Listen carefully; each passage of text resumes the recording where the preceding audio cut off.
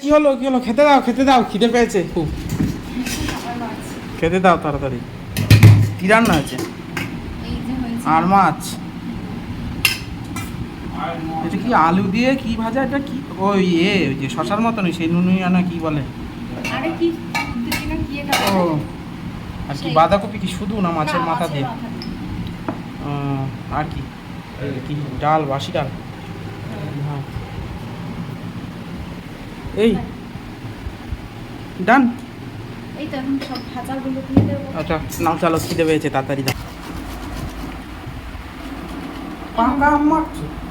এটা পাকা আম না, এটা কাঁচা মিঠে আম। রাহুলের একটু বেশি ঢং, ঠিক আছে? যে আমটা তো দেখে পছন্দ হয়নি বলে মুখটা ভেজকে চলে গেছে। এইটা দেবো বাবা আর মাকে। আমার ছেলে তো মুখ ভেজ করে। এই উঠো। কি মুড়ি মাখা হয়ে গেল?